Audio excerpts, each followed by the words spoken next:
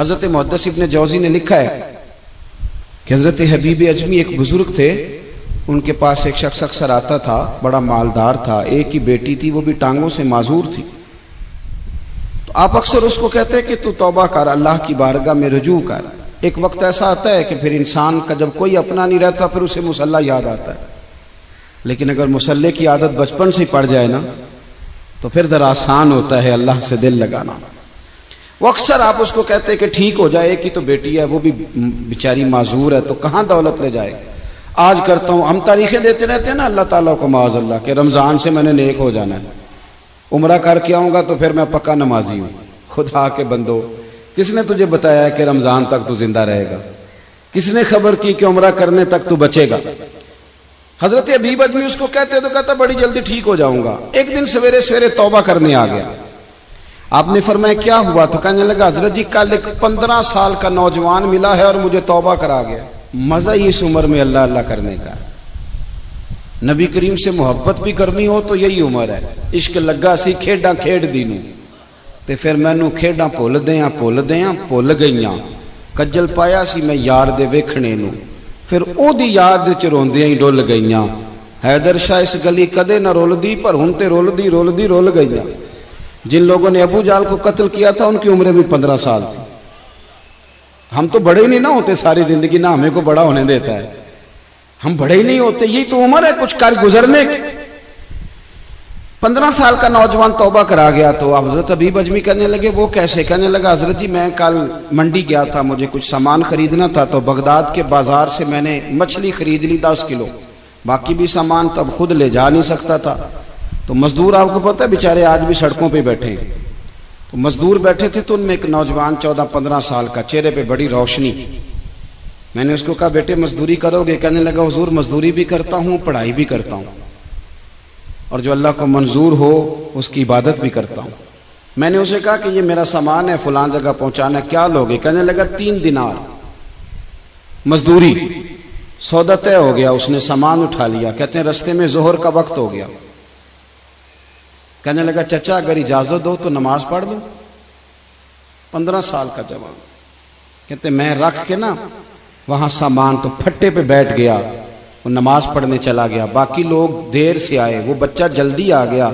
میں نے کہا بیٹے آپ جلدی آ گئے؟ کہنے لگے نفل چھوڑ دیے ہیں، آپ یہی نہ سمجھ لیں کہ کام چور ہے، میں بعد میں پڑھ لوں گا۔ کہتے ہیں وہ دوپہر کا وقت، رمضان بھی نہیں تھا، میں اس بچے کو نوجوان کو گھر لے گیا اور میں نے اپنی بیوی سے کہا کہ بڑا نیک ہے، نمازی ہے، اور راستے میں یہ بھی ہوا ہے کہ میں نے اسے ایک دفعہ کہا ہے کہ یہ مجھے تھوڑی دیر کے لیے دے دو، گرمی بڑی ہے، تمہیں پسینہ آ رہا ہے، میں اٹھا لیتا ہوں۔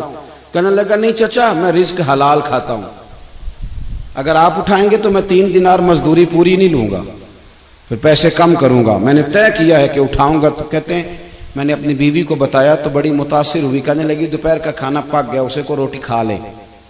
رمضان بھی نہیں تھا، کہتے میں باہر نکلا، اس کو 3 دینار تھمائے، تو میں نے کہا بیٹے ایک بات میری مانو گے؟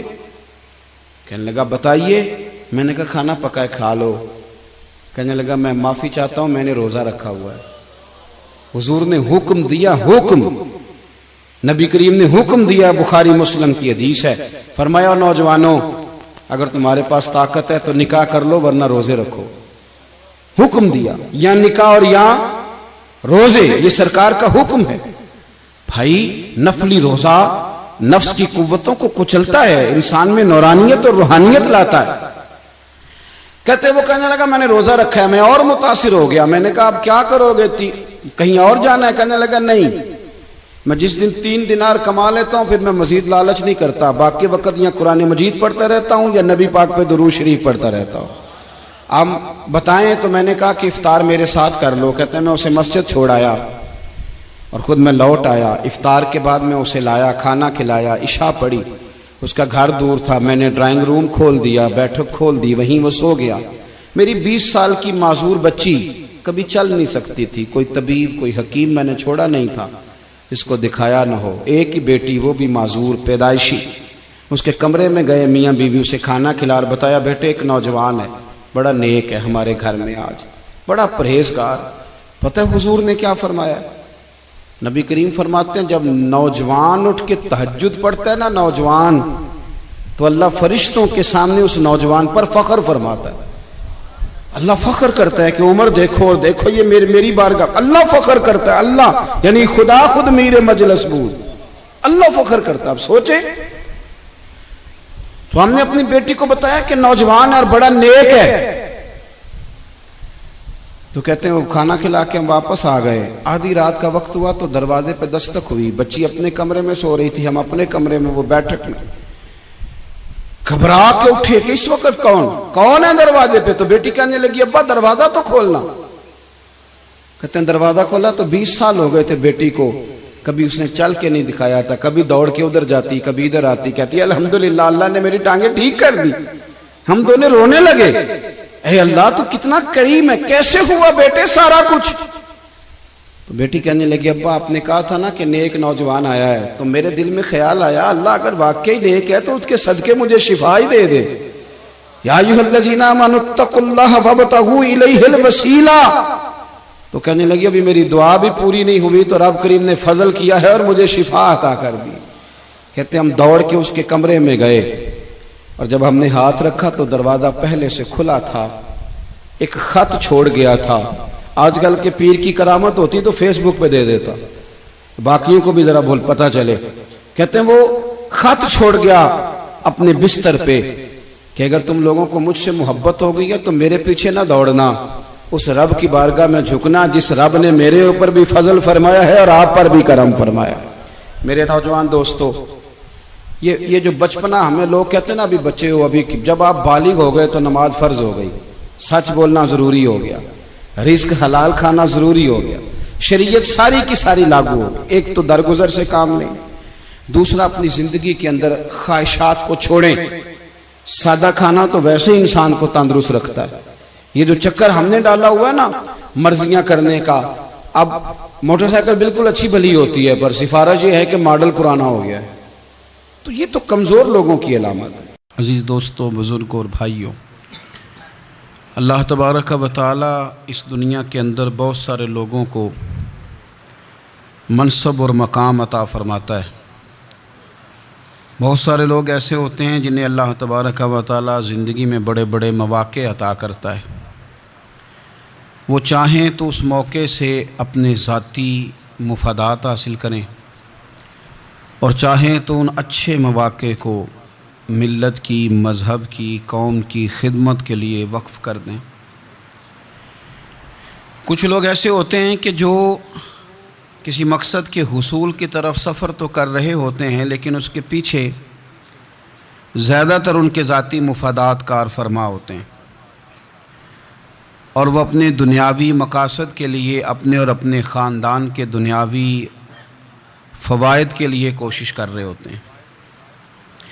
ایسے لوگ بھی محدود رہ جاتے ہیں, ان کی سوچ بھی محدود رہ جاتی ہے, اور کئی دفعہ کچھ تھوڑی دیر کے لیے ان کے نام ابھرتے ہیں اور پھر ہمیشہ کے لیے دب جاتے ہیں. کچھ لوگ ایسے ہوتے ہیں جو زندگی کے اندر اللہ کے لیے, اللہ تعالیٰ کی رضا کے لیے, رسول پاک صلی اللہ تعالیٰ علیہ وسلم کی خوشنودی حاصل کرنے کے لیے, دین کی, ملت کی, ملک کی سربلندی کے لیے آگے آنا چاہتے ہیں. میرا رب کریم قرآن مجید سورہ حج میں ارشاد فرماتا ہے کہ الذین ان مکناہم فی الارض. کچھ لوگ ایسے ہیں کہ اگر ہم انہیں زمین میں اقتدار دیں, زمین میں اگر ہم انہیں قابو دیں تو وہ کیا کریں گے؟ اقاموا الصلاۃ و آتوا الزکوٰۃ, وہ نماز قائم کریں گے, زکوٰۃ ادا کریں گے, وامروا بالمعروف, نیکی کا حکم دیں گے, ونہوا عن المنکر, اور لوگوں کو بری باتوں سے منع کریں گے. وہ دینی, فکری, اصلاحی انقلاب برپا کر دیں گے, نماز کو عام کریں گے, زکوٰۃ کو عام کریں گے, بھلائی کا حکم دیں گے اور برائی سے منع کریں گے. اللہ تبارک و تعالیٰ نے ان لوگوں کو جب اقتدار دیا, وہ کون لوگ تھے؟ سیدنا صدیق اکبر, حضرت فاروق اعظم, سیدنا عثمان غنی, حضرت مولا علی رضوان اللہ تعالیٰ علیہم اجمعین. اللہ نے جب ان لوگوں کو اقتدار دیا زمین کے اندر, اللہ تبارک و تعالیٰ نے انہیں نبی پاک علیہ الصلاۃ والسلام کی نیابت کے لیے چنا, تو ان لوگوں نے یہ انقلاب برپا کیا, نمازیں عام ہو گئیں, شوق سے لوگ صدقات و خیرات دینے لگے. بھلائی عام ہوئی، برائی کا کلا کما کیا گیا۔ ہمارے ہاں بھی لوگ احتساب کی باتیں کرتے ہیں، ہمارے ہاں بھی لوگ کہتے ہیں کہ میں رشوت خوری کو، کرپشن کو، ناجائز چیزوں کو ہمیشہ کے لیے جڑ سے اکھیڑ پھینٹوں گا۔ لوگ دوسروں سے مطالبہ کرتے ہیں کہ یہ سارے کام جائز کریں، لیکن خود اس پر عمل کرنے کو تیار نہیں ہوتے۔ یاد رکھ لیں کہ یہ جو احتساب ہے یہ انسان کی اپنی ذات سے شروع ہوتا ہے۔ آپ جب نظام احتساب دنیا کے اندر مستحکم کرنا چاہتے ہیں تو اس میں پھر آپ کو اپنی ذات کو سامنے پیش کرنا پڑے گا۔ آج ہم بات کرنے جا رہے ہیں سیدنا فاروق اعظم رضی اللہ تعالیٰ عنہ۔ تو جناب عمر فاروق رضی اللہ تعالیٰ عنہ کا جو نظام احتساب ہے انہوں نے اس کو گھر سے شروع کیا تھا، اپنے آپ سے اس کا آغاز فرمایا تھا۔ ہمارے ہاں یہ ہوتا ہے کہ جس بندے کے اکاؤنٹ میں اچھے خاصے پیسے ہیں وہ بل جمع کرانے جائے تو اسے لائن میں نہیں لگنا پڑتا، مینیجر صاحب اسے آگے بلا لیتے، تو وہ بعد میں کیا کہہ رہا ہوتا ہے، کہتا دیکھو اللہ نے کتنی عزت دی ہے، مجھے لائن میں نہیں لگنا پڑا۔ بھائی لائن میں لگنا تو آپ کا یہ تھا کہ آپ سمجھتے کہ سارے مسلمان ہیں، مومنین ہیں، برابر ہیں، تو میں کسی کو تکلیف میں مبتلا نہ کروں۔ جب آپ آگے چلے گئے تھے تو آپ نے بہت سارے لوگوں کا حق مارا تھا، وہ لائن میں جو لگے ہوئے تھے ان کا وقت لمبا ہو گیا تھا، آپ نے تو اپنے آپ کو احتساب کے لیے پیش ہی نہیں کیا، بلکہ آپ نے کہہ دیا کہ جناب میرا تو رتبہ اعلیٰ ہے، لہذا یہ میرا حق بنتا تھا، مجھے تو استحکام ملنا چاہیے تھا۔ یہاں بہت سارے لوگوں نے اپنے حق میں چیزوں کو اور رنگ میں پیش کیا۔ سیدنا فاروق اعظم رضی اللہ تعالیٰ عنہ نے اس نظام احتساب کو اپنے گھر سے شروع فرمایا۔ حضرت عمر فاروق رضی اللہ تعالیٰ عنہ اپنے بچوں سے فرمایا کرتے تھے کہ جب میں حکم لوگوں کو کروں گا نا، اپنی رعایا کو، مسلمانوں کو میں کوئی حکم دوں گا تو تمہیں پہلے اس پر عمل کرنا پڑے گا۔ آپ فرمایا کرتے تھے یاد رکھنا لوگ تمہیں اس طرح دیکھیں گے، لوگ اس طرح تمہیں دیکھیں گے جس طرح گوشت کھانے والا پرندہ گوشت کو دیکھا کرتا ہے۔ چیل گوشت کھاتی ہے تو کیا کبھی اس کو پیغام بھیجنا پڑا ہے کہ تو آجا یہاں گائے مر گئی ہے، بھینس مر گئی ہے؟ خود بخود اس کی نظر ہوتی ہے، وہ پہنچ جاتی ہے۔ جناب عمر فرمانے لگے میرے گھر والوں، میرے بیٹوں، میری بیٹیوں، میری اہلیہ، لوگ تمہیں اس طرح دیکھیں گے جس طرح گوشت کھانے والے پرندے دیکھتے ہیں، لہذا میں جب کسی کو عمل کروں تو پہلے تمہیں اس پر عمل کرنا پڑے گا جب میں کسی کو حکم دوں۔ آپ فرمانے لگے یاد رکھنا اگر تم نے میرا حکم نہ مانا تو غیروں نے حکم نہ مانا تو انہیں ایک سزا ملے گی، اور اگر میرے گھر والوں نے نہ مانا تو ڈبل سزا ملے گی، تم پر ڈبل سختی کی جائے گی کہ تم نے میری بات کیوں نہیں مانی۔ یہ نظام احتساب ہے۔ ہم نہ دوسروں کے بچوں کا گلا کاٹ کے اپنے بچوں کی خوشیاں لینا چاہتے ہیں، ہم چاہتے ہیں کہ دوسروں کے بچوں کے حصوں کا مال میرے گھر میں آ جائے، آ جاتا ہے۔ کچھ لوگوں کی سیاست چل جاتی ہے، کچھ لوگوں کا فریب اور فراڈ کام کر جاتا ہے، لیکن وہ گھر روشن نہیں ہوتے۔ ان گھروں میں پیسہ ہوتا ہے پر قرار رخصت ہو جاتا ہے، ان گھروں میں آسانیاں اور وسعتیں تو آ جاتی ہیں لیکن ایک دوسرے کا احترام ختم ہو جاتا ہے۔ سیدنا فاروق اعظم رضی اللہ تعالیٰ عنہ کا یہ طریقہ تھا کہ وہ اپنے بچوں پر سختی کرتے۔ آپ ہمارے ملک میں یہ نظام ہے، موجودہ حکمران ہو یا ان سے پچھلے، بچے سب کے ملک سے باہر رہتے ہیں، یہاں رہتے ہیں تو محلات میں، باہر جاتے ہیں تو بڑی بڑی آسائشوں میں۔ ان کے بچوں کے لیے قانون بھی الگ سے ہیں، قاعدے بھی الگ سے ہیں، اور ہمارے ملک کے اندر تو ایک باقاعدہ پروٹوکول کا سسٹم ہے، اس سسٹم سے گزر کر بڑے بڑے لوگ چلنا پسند کرتے ہیں۔ ہمارے زمانے میں بھی کچھ چیزیں سرکاری ہوتی ہیں خالص، لیکن عجیب نظام ہے نا، ہر چیز کا کرایہ بڑھ جاتا ہے، سرکاری دکان کا نہیں بڑھتا۔ باقی دکانیں 5-6 سال کے لیے ملتی ہیں، سرکاری دکان پہ آپ قبضہ کرنا چاہیں تو پورے 100 سال کے لیے مل جاتی ہے، چونکہ یہ عام عوام کی پراپرٹی ہے تو اس کے ساتھ جو مرضی کو سلوک کرے۔ ایک سرکاری چراگاہ تھی جس کے اندر جانور چرا کرتے تھے، ہمارے ہاں بھی پنجاب میں کچھ جگہ ہوتی ہیں تو ہم لوگ کہتے ہیں شام لاٹ ہے۔ سرکاری چراگاہ میں جانور چرا کرتے تھے۔ حضرت عمر فاروق رضی اللہ تعالیٰ عنہ کے صاحبزادے سیدنا عبداللہ ابن عمر رضی اللہ تعالیٰ عنہ نے بھی ایک اونٹ خرید لیا۔ تو سب لوگوں کے جانور سرکاری چراگاہ میں چرتے تھے، آپ نے بھی اپنا جانور وہاں چرنے کے لیے کھانے پینے کے لیے چھوڑ دیا۔ وہ جب اونٹ آیا تو پتلا تھا، کچھ دنوں کے بعد وہ فربا ہو گیا، طاقتور ہو گیا، موٹا تازہ ہو گیا۔ حضرت سیدنا عبداللہ ابن عمر رضی اللہ تعالیٰ عنہ نے بیچا تو وہ ڈبل قیمت سے بھی زیادہ کا بکا، کیونکہ پہلے دبلا پتلا تھا، اب موٹا تازہ فربا ہو گیا۔ حضرت سیدنا فاروق اعظم رضی اللہ تعالیٰ عنہ کو پتہ چلا تو بلایا، فرمایا پتر اونٹ بیچ دیا ہے؟ ابا جی بیچ دیا ہے۔ فرمایا کتنے کا خریدا تھا؟ اتنے کا۔ بیچا کتنے کا؟ ڈبل قیمت بتائی۔ فرمایا اس طرح کر کے اصل رکھ لے اور جو اوپر ملی آپ مجھے دے دے۔ حضور آپ نے کیا کرنی ہے؟ فرمایا میں سرکاری خزانے میں جمع کروں گا۔ حضور کیوں؟ فرمایا اس لیے کہ تیرا اونٹ سرکاری جگہ پہ چرا کرتا تھا، وہ گھاس سرکاری جگہ سے کھاتا تھا۔ حضور سب کے کھاتے۔ حضرت عبداللہ ابن عمر کہنے لگے سب کے کھاتے ہیں۔ آپ فرمانے لگے تو سب میں شامل نہیں ہے، تو امیر المومنین کا بیٹا ہے، تجھے میں یہ حق نہیں دے سکتا، تیرے اوپر تھوڑی سختی زیادہ کی جائے گی، تجھے یہ حق نہیں ملے گا۔ تو اپنے اونٹ کو چونکہ سرکاری چراگاہ میں چرایا کرتا تھا، لہذا تجھے وہ جو اصل رقم یہاں جمع کرانی پڑے گی۔ ہمارے تو بچے پہلی بات تو یہ ہے کہ بات ہی نہیں سنتے۔ یہ سب کے بچوں کی بات کر رہا ہوں، وہ ٹیچر کے بچے ہوں، سیٹھ کے بچے ہوں، پیر کے بچے ہوں، امام صاحب کے بچے ہوں، کسی کے بچے ہوں، پہلے تو سنتے نہیں۔ اور اللہ خیر کرے اگر آپ کوئی سنانا چاہیں تو فوری طور پر وہ ہوم منسٹری کے پاس پہنچ جاتے ہیں، ان کی اماں ان کی وکیل بن جاتی، آپ کہہ ہی کچھ نہیں سکتے، حالات رخ بدل جاتے۔ اس کا نقصان یہ ہوتا ہے کہ ان کو تراشا نہیں جا سکتا، ان کو ہیرے نہیں بنایا جا سکتا، ان کے اوپر کچھ ایسی میل کچیل چڑھ جاتی ہے جو بڑی عجیب و غریب ہوتی۔ اور کچھ لوگ ایسے ہوتے ہیں جو خرابی کرنے میں بھی اپنا کردار ادا کرتے ہیں، خرابی کرنے میں، اور بڑے لوگوں سے منسلک ہونے کے لیے لوگ رستے تلاش کرتے ہیں، رستے۔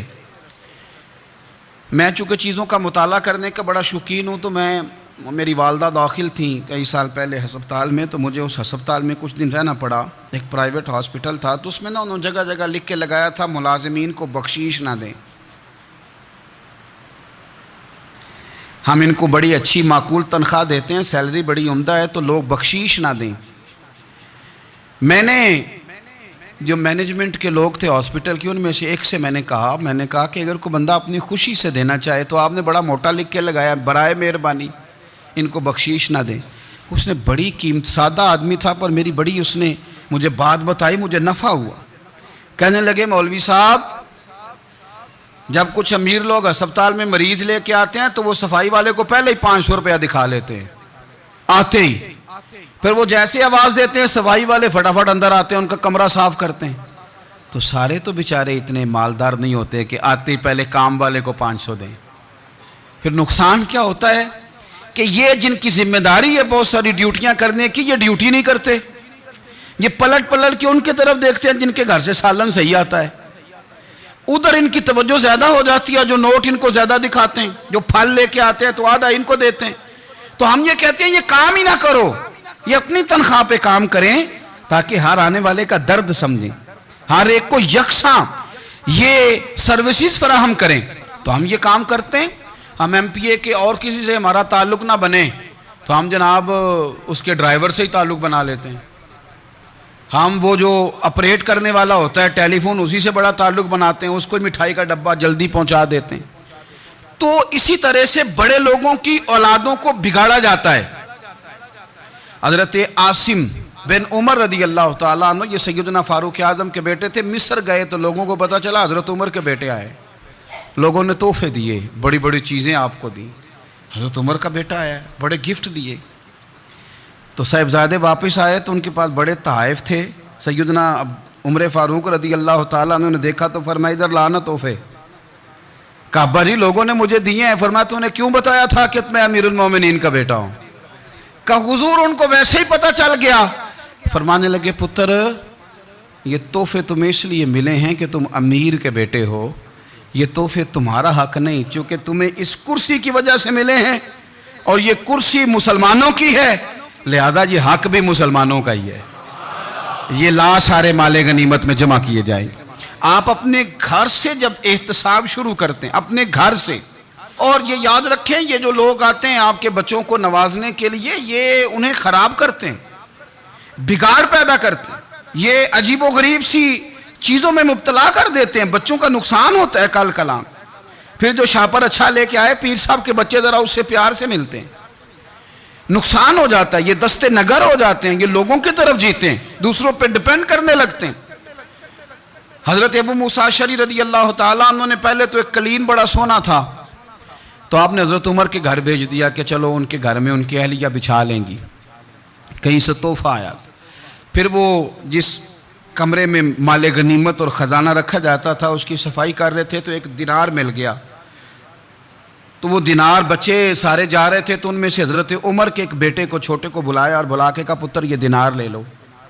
حضرت عمر نے دیکھا کہ بیٹے کے ہاتھ میں دینار بھی ہے اور گھر میں قالین بھی ہے. ایک موقع پہ وہ قالین گیا, ایک موقع پر بچے کو ایک دینار دیا. تو حضرت عمر اپنی اہلیہ سے پوچھنے لگے یہ کہاں سے آیا قالین؟ کہا جناب ابو موسیٰ اشعری رضی اللہ تعالیٰ عنہ نے بھیجا ہے. بیٹے سے پوچھا دینار کہاں سے آیا؟ کہا مجھے انہوں نے ہی دیا ہے. آپ نے وہ دینار بھی لیا اور قالین بھی لیا اور اس کو لپیٹا اور جناب ابو موسیٰ اشعری کو بلایا اور اتنے سخت ناراض تھے, فرمانے لگے ابو موسیٰ اشعری سے کہنا میرے پاس پیدل آئے, گھوڑے پہ نہ آئے. اور جب آئے حضرت ابو موسیٰ اشعری تو جناب عمر اتنے ناراض ہوئے کہ وہ قالین لپیٹ کے تو ان کے سر پہ مار دیا. فرمانے لگے پکڑو اپنا دینار, تمہیں پورے مدینے میں میرے بیٹے کے علاوہ کوئی اور نہیں ملے تھا جسے تم خراب کر سکو, میرا پتر ہی ملا تھا بگاڑنے کی, کس نے اجازت دی تم میرے بیٹے کو دینار دو, کیوں لائے تم میرے گھر میں قالین؟ حضرت عمر فاروق رضی اللہ تعالیٰ عنہ فرمانے لگے میں زمین پہ سونے کا عادی ہوں, زمین چٹیل بھی ہو تو رب کا بندہ بن کے سوتا ہوں تو اللہ مجھے آرام اور سکون کی نیند عطا فرما دیتا ہے, مجھے تمہارے مخملوں کی اور قالینوں کی ضرورت نہیں ہے. احتساب یہاں سے شروع ہوتا ہے بھائی. یہاں ہم نہ اپنے گھر میں بیٹھ کے مایوس باتیں کرتے ہیں, اور فلانے کے بچے کہاں پہنچ گئے, فلانے کے بعد بڑا پیسہ آ گیا, میں کچے مکان میں رہوں, میں یہ کروں, دیکھو مجھے نہیں سہولی. یہ تو آپ مایوسی والی باتیں کر رہے ہیں, یہ تو آپ کمزور باتیں کر رہے ہیں. یہ تو اس طرح کی باتیں تو ہارے ہوئے لوگ کرتے ہیں. اس طرح کا لب و لہجہ تو ان لوگوں کا ہوتا ہے جو احساس کمتری کا شکار ہوتے ہیں. یہ آپ نے کس طرح کا لب و لہجہ, اور اپنے بچوں کو آپ بھکاری بنا رہے ہیں تاکہ دوسروں کو دیکھیں تو مایوس ہو جائیں. اٹھ باندھ کمر کیوں ڈرتا ہے, پھر دیکھو خدا کیا کرتا ہے. آپ کا جو احساس ہے وہ اتنا خوبصورت ہو, آپ کے لہجے کے اندر اس قدر ٹھہراؤ ہو, آپ کو اطمینان آ چکا ہو, اور آپ کے بچے کبھی بھی کمپیریزن نہ کریں اپنا کسی کے ساتھ, کبھی بھی انہیں کرنے نہ دیں. آپ کبھی وہ کبھی یہ بات نہ کریں کہ فلانے زیادہ اچھا کھاتے پیتے ہیں تو ہم کدھر ہیں, کرنے نہ دیں. انہیں بتائیں کہ بیٹا اپنی مٹی پہ چلنے کا سلیقہ سیکھو, سنگ مرمر پہ چلو گے تو پھسل جاؤ گے. ان کو بتائیں کہ جو تمہارے پاس ہے یہ خدا کا عطیہ ہے, اسی پر تم نے قناعت کرنی کبھی بھی. حضرت زید بن حارثہ سے نبی پاک صلی اللہ علیہ وسلم کو بڑا پیار تھا. پھر ان کے بیٹے حضور کے غلام زادے حضرت اسامہ بن زید کے ساتھ بھی حضور بڑا پیار کرتے. لیکن یہ تو مسلمہ حقیقت ہے نا کہ عظمت اور شان تو سیدنا فاروق اعظم کی زیادہ ہے. امت کا اتفاق ہے کہ نبیوں کے بعد سب سے بڑا درجہ جناب صدیق اکبر کا, اور پھر اللہ نے مقام عطا کیا حضرت فاروق اعظم کو. یہ بڑے لوگ تھے. ایک دفعہ مال تقسیم ہو رہا تھا تو حضرت عمر رضی اللہ تعالیٰ عنہ نے نا حضرت اسامہ بن زید کو 4000 دینار دیے اور اپنے بیٹے عبداللہ ابن عمر کو 3000 دینار دیے. تو حضرت عبداللہ ابن عمر گھر جا کے کہنے لگے ابا جی اسامہ میں وہ کون سی خوبی ہے جو میرے اندر نہیں, اور اسامہ کے باپ میں وہ کون سی خوبی ہے جو آپ کے اندر نہیں. تو حضرت عمر کی عاجزی دیکھیے, حالانکہ بالاتفاق دنیا جانتی ہے کہ جناب عمر فاروق رضی اللہ تعالیٰ عنہ افضل ہیں, پھر بھی پتہ اپنے بیٹے سے کیا کہتے ہیں, فرماتے ہیں وہ سن یار وہ خدمت گزار ہیں نبی پاک کے, وہ بھی حضور کے گھر میں ڈیوٹی کرتے, نوکری کرتے, اور ان کے بیٹے بھی حضور کی نوکری کرتے, یہ خدمت گزار ہیں. فرمانے لگے اگر تو نے پوچھ لیا تو سن, پھر میری تو رائے یہ ہے کہ تیرے سے زیادہ اسامہ بن زید حضور کی نظر میں پیارے ہیں, اور اسامہ کا باپ تیرے باپ سے زیادہ نبی پاک کا پیارا ہے. کوئی کمپیریزن کرنے نہیں دیا, بچوں کو کسی ایسی جگہ کھڑے ہونے نہیں دیا. فرمایا یہ وجہ ہے, یہ انداز ہے کہ تو زیادہ پیارا ہے. حضرت عمر فاروق رضی اللہ تعالیٰ عنہ پسند نہیں کرتے تھے, ذرا برابر بھی پسند نہیں کرتے تھے کہ کوئی شخص اور مال آتا تو اپنے رشتہ داروں کو نوازنے سے بچتے. مال غنیمت آتا ہے نا, ہمارے یہاں تو اللہ خیر کرے جب کوئی بندہ کونسلر بنتا ہے, چیئرمین بنتا ہے, تو ٹھیکہ کس کو دیتا ہے؟ کوئی چلو بھتیجا مل جائے, کوئی بھانجا مل جائے, کوئی چھوٹا بھائی, اسے بھی کام مل جاتا ہے ساتھ. نوازنے پہ لوگ آتے ہیں تو وہ تلاش کرتے ہیں کہ کہاں کہاں کو میرا ہے. وہ ٹینڈر ہی ان کے نام کے پاس ہوتے ہیں جن کی طرف ذرا نظر کرم زیادہ ہوتی. حضرت عمر فاروق مال تقسیم کر رہے تھے تو بیٹی آگے کہنے لگی, ابا جی رشتہ داروں کا بھی حق ہوتا ہے, آپ سب کو دیتے ہیں, آپ کے اپنے آپ کے قریب ہی نہیں آتے. تو حضرت عمر فاروق نے کیا لفظ کہے, کیا حقیقت ہے, کیا حسن ہے. فرمانے لگے, پتر یہ مال تیرے باپ کا نہیں مسلمانوں کا ہے. جب تیرے باپ کا ذاتی مال ہوگا تو اپنے رشتہ داروں کو دے گا, یہ مسلمانوں کا مال ہے, یہ اسی حساب سے تقسیم ہوگا جو عدل کا حساب ہے, جو ترازو ٹھیک ہے. فرمایا تو مجھے یہ مشورہ نہ دے, یہ مسلمانوں کا مال. یہاں سے نظام احتساب شروع ہوتا ہے, یہاں سے انسان آگے بڑھتا ہے, اور پھر کوئی تکلف نہیں کسی پر. حضرت عمر کا کوئی چھوٹا ہے یا بڑا ہے. حضرت ابو سفیان رضی اللہ تعالیٰ عنہ سردار رہ چکے ہیں مکے کے, بڑے آدمی, لیکن نظام احتساب میں کوئی چھوٹا بڑا نہیں ہوتا. حضرت عمر فاروق مکہ مکرمہ گئے تو لوگوں نے کہا, حضور جناب ابو سفیان نے نا گلی میں پتھر رکھے اور بہت سارے لوگوں کو رستوں میں تکلیف ہو رہی ہے. تو حضرت ابو سفیان رضی اللہ تعالیٰ عنہ سے بھی لوگ کہہ دیتے تو وہ بھی اٹھا دیتے, لیکن لوگوں نے چونکہ وہ سردار تھے, بڑے تھے, تو لوگوں نے ان سے کہا نہیں. حضرت عمر جب آئے تو کہا تو جناب عمر نے پرواہ نہیں کی, خود آئے, جناب ابو سفیان سے کہا یہ پتھر آپ نے رکھے؟ کہا حضور ہاں. فرمایا یہ بھی اٹھائیے, یہ بھی اٹھائیے, یہ بھی اٹھائیے.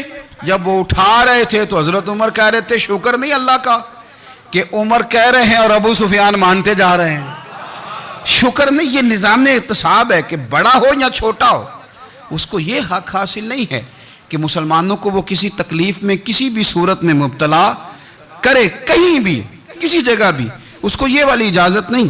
حضرت سیدنا عمر فاروق رضی اللہ تعالیٰ عنہ. پھر ایک اور بات تھی, میں کئی دفعہ یہ بات کہتا ہوں اور مجھے ذاتی طور پر اس کا بڑا تجربہ ہے. کچھ لوگ نا خوشامد پسند ہو جاتے ہیں, بڑی عمدہ تعریف کرتے ہیں, اوئے ہوئے ہو پول باندھتے ہیں پورے, آپ کے پاس آئیں گے تو کہیں گے جناب آپ سے زیادہ اچھا بندہ ہی کوئی نہیں. تو وہ نا آپ سے کام نکلواتے ہیں, پھر وہ کسی دوسرے کے پاس جاتے ہیں تو اسی طرح کا رویہ وہ دوسروں کے ساتھ کرتے ہیں. یہ عام لوگوں میں بھی مرض ہوتا ہے, عام لوگوں میں بھی. اور بادشاہ ہو بندہ اگر, پھر تو اس کا دل کرتا ہے میں اگر بادشاہ سلام تو 2-4 بندے دیہڑی پہ رکھ لوں پر میری تعریف ضرور کریں. پابندی ہوتی ہے, لوگ یہ کام بڑے شوق سے کرتے ہیں.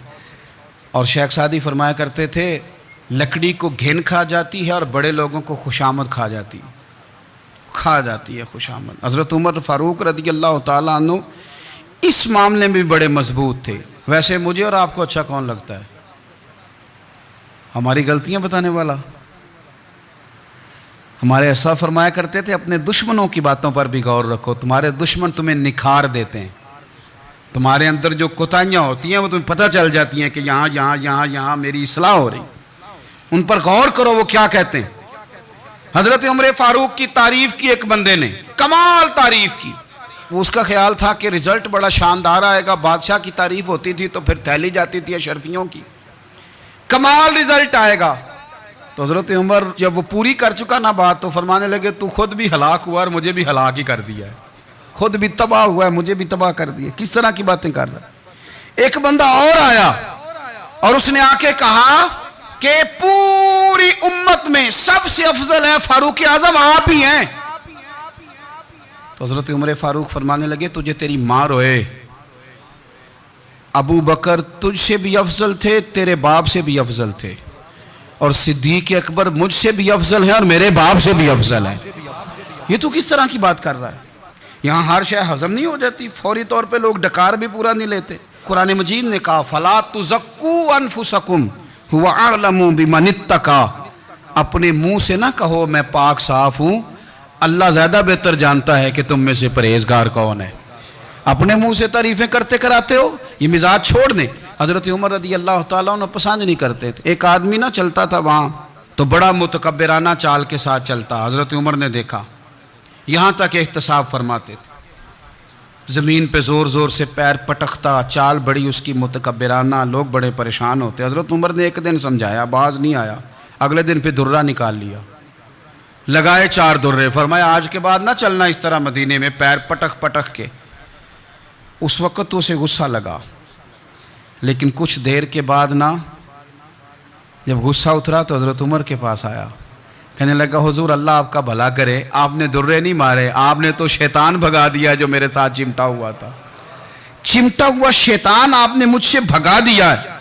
یاد رکھیں مسند امام احمد بن حنبل میں حدیث ہے، اللہ کے پیارے رسول صلی اللہ علیہ وسلم فرماتے ہیں جو دنیا میں متکبرانہ چال کے ساتھ چلتا ہے نا، قیامت کے دن وہ اللہ سے اس حال میں ملے گا کہ رب اس سے ناراض ہوگا۔ متکبرانہ چال سے نہیں چلیں گے۔ تو حضرت فاروق اعظم رضی اللہ تعالیٰ عنہ کا یہ طریقہ تھا کہ آپ خیال کرتے، اور پتہ کس طرح کا آپ کا مزاج تھا، فرماتے تھے تقسیم کرو، دوسروں کا بھی خیال رکھو۔ جس طرح بندہ دیوانہ وار نہیں لوگوں کا خیال رکھتا کہ بندہ بگڑے کوئی نہ، دیوانہ وار۔ کچھ لوگ تبلیغ کرتے ہیں رسمی، اور کچھ لوگ ایسے ہوتے ہیں جو لوگوں کی اصلاح میں دیوانے ہو جاتے ہیں۔ ان کی خواہش ہوتی ہے یہاں بھی بندہ ٹھیک ہو جائے، یہاں بھی بندہ ٹھیک ہو جائے، یہاں بھی بندہ ٹھیک ہو جائے۔ کچھ لوگ کڑی نگرانی کرتے ہیں کہ انسان بگڑنے نہ پائے۔ حضرت عمر فاروق رضی اللہ تعالیٰ عنہ نا گوشت والی دکان کے پیچھے جا کے بیٹھ گئے کئی دنوں تک۔ وہ کہنے لگا حضور یہاں کیا ہے؟ فرمایا تو اپنا کام کرنا۔ گوشت والی دکان پہ بیٹھے، کام کر اپنا، نگرانی کرنے لگے حضرت عمر۔ پھر آپ نے نا وہ بندے پکڑ لیے، کون؟ جو 2 دن مسلسل گوشت خریدنے آئے، پکڑ کے کھڑا کر لیا، فرمایا تو کل بھی گوشت لینے آیا تھا؟ حضور ہاں۔ فرمایا آج پھر کھائے گا؟ حضور جی۔ تو آپ فرمانے لگے کیا تیرے محلے سے غربت ختم ہو گئی ہے؟ تیرے رشتہ دار سارے پیٹ بھر کے کھاتے ہیں، تو 2 دن گوشت لینے آتا ہے؟ فرمایا آج کے بعد مسلسل گوشت لینے آیا تو درے سے ماروں گا، خبردار یہ کام نہ کرنا۔ یہاں تک نظام احتساب کا جب خیال رکھا جائے پھر حالات بگڑا نہیں کرتے، پھر وہ قابو میں رہا کرتے ہیں۔ حضرت عمر فاروق رضی اللہ تعالیٰ عنہ اس ترتیب کے ساتھ اصلاح کرتے، اس ترتیب کے ساتھ۔ سیدنا فاروق اعظم رضی اللہ تعالیٰ عنہ کی ایک بات آخر میں عرض کرنی ہے، وہ میں بھی اپنے اوپر لاگو کروں، آپ بھی غور کریں۔ حضرت عمر فاروق رضی اللہ تعالیٰ عنہ نے نا خط لکھا حضرت ابو موسیٰ اشعری کو۔ آپ فرمانے لگے یاد رکھنا جو گورنر، جو امیر اپنے رب کریم کی فرما برداری کرتا رہتا ہے نا، اس کی رعایا بھی اس کی فرما برداری کرتی ہے، اور جو لوگ اپنے رب کریم کی فرما برداری چھوڑ دیتے ہیں پھر جنہوں نے ان کی فرما برداری کرنی ہوتی ہے وہ ان کی فرما برداری چھوڑ دیتے ہیں۔ آپ نے سپہ سالاروں کو خط لکھے تھے، فوج کے جو جرنیل تھے، کمانڈو تھے، ان کو خط لکھے تھے، فرمایا جو سپاہی نماز نہیں پڑھتا اسے فوج سے نکال دو، اور ساتھ لکھا تھا یاد رکھو جو رب کا وفادار نہیں وہ ہمارا کیسے ہو سکتا ہے، نکال دو ان لوگوں کو، فوج سے الگ کر دو۔ ہم آج جو بے پناہ پریشان ہیں کہ ہمارے بچے بات نہیں مانتے، شاگرد بات نہیں مانتے، ہم شکوے کرتے ہیں، بے ادبی بڑھ گئی۔ ادب کے ساتھ میں گزارش کروں گا بڑوں کی بارگاہوں میں، جو میری طرح کے بڑے بنے ہوئے ہیں، بزرگوں سے نہیں بات کرتا، ان سے میں کہوں گا کہ ہمیں ایک دفعہ اپنے اوپر بھی تو غور کر لینا چاہیے، کہیں ایسا تو نہیں ہے کہ ہم جب تک اللہ تعالیٰ کے فرما بردار تھے، جب تک ہم تقوی کے معیار پر تھے، ہماری بات ماننے والے ہماری بات مان رہے تھے، کہیں ایسا تو نہیں کہ ہم اس معیار سے ہل گئے ہیں تو اب جو ہمارے فرما بردار تھے وہاں سے ہل گئے۔ حضرت عمر رضی اللہ تعالیٰ عنہ فرمایا کرتے تھے کہ لوگوں کو عجب میں مبتلا نہیں ہونا چاہیے، خود پسندی کا جو ماحول ہوتا ہے اس سے لوگوں کو ہمیشہ نکلنا چاہیے۔ حضرت عمر کے ایک صاحبزادے نے کنگھی کر لی، اچھا لباس پہن لیا تو درہ مارا جناب عمر نے، تو آپ کی بیٹی کہنے لگی ابا جی یہ تو بالکل جائز ہے، اچھے کپڑے پہننا، اچھا لباس پہننا اور سر میں کنگھی کر لینا، اس پر درہ کیوں مار دیا؟ تو آپ فرمانے لگے بیٹا یہ خود پسندی میں مبتلا ہونے لگا تھا، یہ اپنے آپ کو بہت بھلا سمجھنے لگا تھا، اس کا خیال تھا کہ میں ہی ہوں، میرے علاوہ کوئی نہیں۔ یہ اس مقام پہ جا رہا تھا جہاں اس کی تربیت رک جاتی، اس لیے درہ مارا ہے۔ ایک دفعہ حکومتی معاملات کے اندر آپ کی اہلیہ نے مشورہ دینا چاہا۔ بڑے کام بیویاں نہیں کرتی، بڑے بڑے معاملات میں مداخلت نہیں کرتی۔ ہمارے بر صغیر میں وہ بادشاہ نہیں گزرا کہ جو فیصلہ کرتا تھا تو کرسی پہ بیٹھ جاتا تھا اور پردے کے پیچھے اس کی بیوی بیٹھ جاتی تھی، اور جب وہ فیصلہ سنانے لگتا تو یوں گردن پیچھے کرتا اور اہلیہ جو کہتی وہ فیصلہ سنا دیتا۔ لیکن ایک دفعہ خاتون نے ایک آدمی کو حضرت عمر نے معزول کیا تو آپ کی اہلیہ نے، اس آدمی کی اہلیہ حضرت عمر کی اہلیہ سے ملی ہوں گی، تو خاتون نے ذرا سفارش کرنی چاہیے، تو جناب عمر فاروق رضی اللہ تعالیٰ عنہ کے ہاتھ میں عصا تھا، ڈنڈا تھا، 2-3 دفعہ زمین پہ مارا، فرمایا تمہیں کس نے اجازت دی ہے حکومتی معاملات میں مشورہ دینے کی؟ یہ مشورہ مولا علی دیں گے یا عثمان غنی دیں گے؟ آپ کو کس نے اجازت دی؟ وہ حکومتی معاملات، وہ مسلمانوں کا اجتماعی معاملہ، وہ مسلمان دیکھیں گے، آپ کو اس میں آنے کی اجازت نہیں ہے۔ جو آپ کی ذمہ داریاں ہیں، آپ کے حقوق ہیں، ان پر آپ بات کریں۔ تو بھائی نظام میں احتساب اپنی ذات سے شروع کریں۔ ہماری اولادیں، ہمارے بچے، وہ باہر سے انہوں نے زیادہ اثر نہیں لیا، ہم نے انہیں بتایا ہے کہ ہم بڑے غریب ہیں، ہم بڑے مجبور ہیں، ہم تو بڑے کمزور ہیں، ہماری تو سنتا کوئی نہیں، یہ تو امیروں کا ملک ہے، اس میں تو فلانے کو اہمیت حاصل ہے۔ ان باتوں نے ہمارے بچوں کو کمزور کیا ہے، ان باتوں نے ہمارے بچوں کے دلوں میں احساس کمزوری پیدا کیا ہے۔ آپ ان کو جینا سکھائیں، آپ ان لوگوں کو بتلائیں کہ رب کریم نے جو تمہارے لیے بہتر سمجھا وہ تمہیں اپنے فضل سے بڑا عطا فرمایا ہے۔ آپ ان کو ان کے مقام پر رہ کر خوددار اور قناعت پسند ہونا سکھائیں، آپ یقین کریں گھر امن والا بن جائے گا۔ بچے اگر بھنا ہوا گوشت کھا رہے ہوں اور پھر بھی لاڑی رہے ہوں کہ مسالہ میری مرضی کا نہیں، سٹائل میری مرضی کا نہیں، ٹیسٹ میری مرضی کا نہیں، یہ والا گوشت میں نے نہیں کھانا، یہ اس طرح کر کے بھنا ہوتا تو پھر میں نے کھانا تھا، وہ زیادہ خوفناک صورتحال ہو جاتی ہے۔ لیکن اگر ابا جی، اماں جی، گھر والے کھیتوں میں کام کر رہے ہوں اور بچے اچار کے ساتھ روٹی لے کے جائیں اور بننے پہ بیٹھ کے، پھٹے پہ بیٹھ کے وہ پھر کھانا شروع کریں، اور جب وہ اچار آئے اور وہ ایک دوسرے کو کہیں کہ آج تو 2 کلے ہو گئے میرے کام کے، اس دفعہ تو دیکھنا ہماری فصل کتنی شاندار ہوگی، ایک دوسرے کو دیکھ دیکھ کے وہ ہنسیں اور مسکرائیں اور ان کی باتوں میں لذت ہو، اور پھر وہ کہیں کہ آم بڑے اچھے مل گئے تھے، دیکھو اچار کتنا سونا آ گیا ہے، دیکھو یہ کس قدر زیادہ اچھا ٹیسٹ ہے، تیل بھی بڑا اچھا ہے، گل بھی بڑے وقت پہ گیا ہے۔ آپ یقین کریں یوں لگتا ہے کہ کائنات کی سب سے بہترین روٹی یہ لوگ کھا رہے ہیں۔ یہ سوچ حضرت عمر نے ہمیں دی ہے، یہ فکر جناب عمر نے ہم تک پہنچائی ہے۔ اللہ ہمیں سمجھنے کی توفیق عطا فرمائے۔ آخر دعوایا ان الحمدللہ رب العالمین۔